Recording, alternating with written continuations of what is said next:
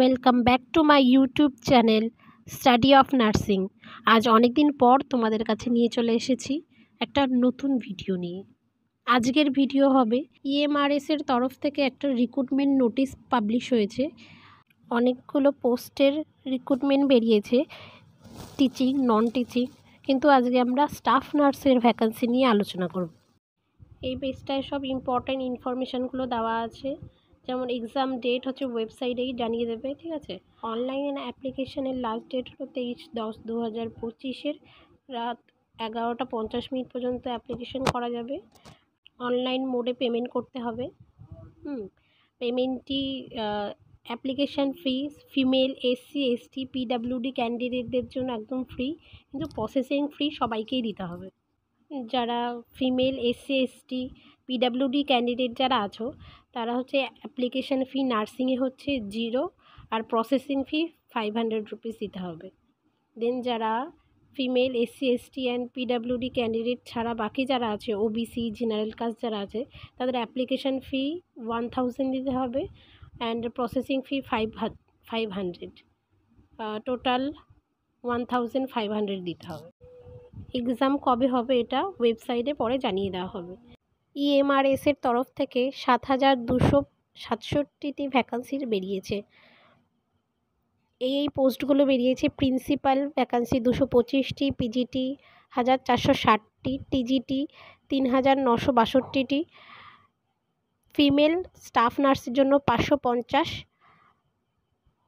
Hostel warden 635টি, accountant 61টি, junior secretariat অ্যাসিস্ট্যান্টের জন্য 228টি, ল্যাব অ্যাসিস্ট্যান্টের জন্য 166টি, টোটাল 7267টি ভ্যাকান্সি বেরিয়েছে। নেক্সট দেখাবো স্টাফ নার্সে ক্যাটাগরি ওয়াইজ কীভাবে ভ্যাকান্সিগুলো রেখেছে, তোমাদের একবার দেখিয়ে দিচ্ছি। এই পোস্টটা শুধুমাত্র ফিমেল নার্সিং স্টাফদের জন্য, মেল নার্সিং স্টাফ কিন্তু এই অ্যাপ্লাই করতে পারবে না। ইউআর ক্যাটাগরির জন্য 224টা, ইডাব্লিউএস 55, ওবিসিদের জন্য 148, এসসিদের জন্য 82 আর এসটিদের জন্য 41টা ভ্যাকান্সি আছে। এখানে সিলেকশন প্রসেস হবে রিটেন এক্সামিনেশনের মাধ্যমে, অফলাইন মোড হবে, টায়ার 1, টায়ার 2 এভাবে সিলেকশন হবে। যারা হচ্ছে জেনারেল, ওবিসি, ইএসডাব্লিউ আছে তারা হচ্ছে স্কোর মিনিমাম 25% রাখতেই হবে রিটেন এক্সামে। আর এসসি, এসটি, পিডাব্লিউডি ক্যান্ডিডেট যারা আছে তাদের টায়ার 2তে অবশ্যই 25% রাখতে হবে স্কোর। আর এটি হচ্ছে ডকুমেন্ট ভেরিফিকেশানে তোমাকে 1:3 হিসেবে তোমাকে ডাকা হবে। আমাদের কিন্তু সিলেকশন টায়ার 2 পারফরমেন্সের ওপরেই কিন্তু নির্ভর করে তোমাদের ডকুমেন্ট ভেরিফিকেশানে ডাকা হবে। এই সিলেকশন প্যানেলটির ভ্যালিডিটি থাকবে 2 ইয়ার পর্যন্ত। নার্সিং স্টাফদের পে লেভেল হবে 29,000 থেকে 92,000 পর্যন্ত পে লেভেল হবে। এক্সাম মোড হবে ওএমআর বেসড। তোমাদের টায়ার 2 যেটা হবে সেটাও কিন্তু ওএমআর বেসডই হবে। আর তোমাদের এক্সাম ল্যাঙ্গুয়েজ হবে হিন্দি বা ইংলিশ। ওকে, আচ্ছা তাহলে এবার চলো নার্সিংয়ের সিলেবাসটা কীভাবে আমরা, মানে কী এক্সামের সিলেবাস সেটা দেখে নেব। স্টাফ নার্সের টায়ার 1 হবে হচ্ছে objective type, total marks 100 marks. Part 1-এ আছে হচ্ছে জেনারেল অ্যাওয়ারনেস 10 মার্কসের। পার্ট 2-তে আছে রিজনিং অ্যাবিলিটি 15 মার্কসের। পার্ট 3-তে আছে হচ্ছে নলেজ অফ আইসিটি 15 মার্কসের।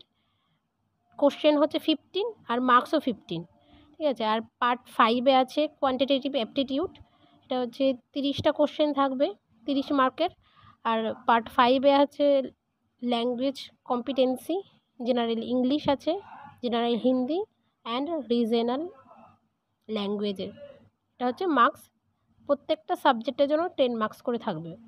এটা হচ্ছে কোশ্চেন 30 থাকবে, মার্কসও 30। এই 100 মার্কসের জন্য তোমাকে 2 ঘন্টা টাইম দেবে।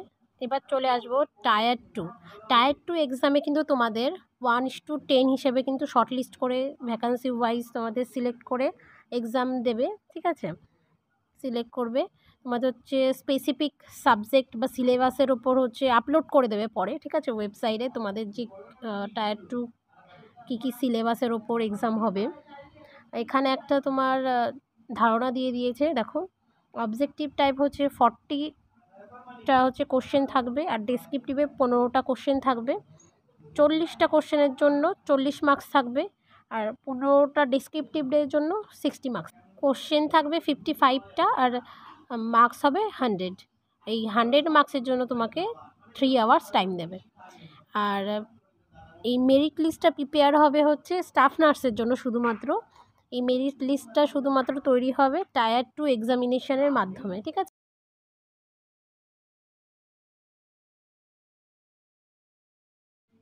আর এই এক্সামে কিন্তু তোমাদের নেগেটিভ মার্কিং থাকছে, 3টের জন্য 1 নাম্বার করে কাটবে।